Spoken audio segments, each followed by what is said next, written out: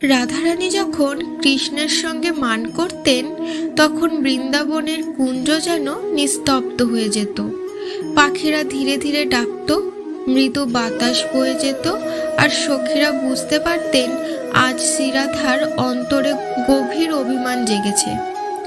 শ্রীমতী রাধারানী বাইরে থেকে শান্ত হয়ে কুঞ্জে শয়ন করতেন, কিন্তু অন্তরে কৃষ্ণবীর হয়ে তার হৃদয় কাঁদত। চোখ বুজে থাকলেও মনে মনে ভাবতেন, শ্যাম কি আমার কথা ভুলে গেলেন? কেন তিনি এখনো এলেন না আমাকে মানাতে? এদিকে কৃষ্ণ ব্যাকুল হয়ে কুঞ্জ থেকে কুঞ্জে ঘুরে বেড়াতেন। তার হাতে বংশী থাকলেও সুর যেন বেরোতেই চাইতো না। তিনি সখীদের কাছে কাতর হয়ে বলতেন, আমাকে রাধার কাছে নিয়ে চলো, রাধা ছাড়া আমার প্রাণ টেকে না। ললিতা ও বিশাখা সখীরা তখন মৃদু হাসতেন, কারণ তারা জানতেন এই মানই প্রেমের গভীরতা বাড়ায়। তারা রাধারানীর কাছে এসে বলতেন, সখী, শ্যাম তোমার জন্য কাঁদছেন, আর কত অভিমান করবে। শ্রীকৃষ্ণ মৃদু কণ্ঠে বলতেন, হে প্রিয় রাধে, তোমাকে ব্যথা দেওয়া আমার অপরাধ, তুমি ছাড়া আমার কিছুই নেই। তোমার একটুখানি কৃপাদৃষ্টি না পেলে আমার প্রাণ টেকে না।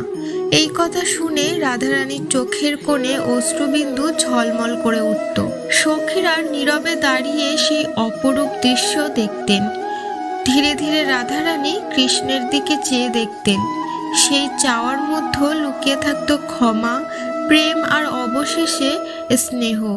তারপর তার অপরাধে ফুটে উঠত এক মৃদু লজ্জা ভরা হাসি, আর সেই মৃদু হাসিতেই যেন মানভঙ্গ হতো।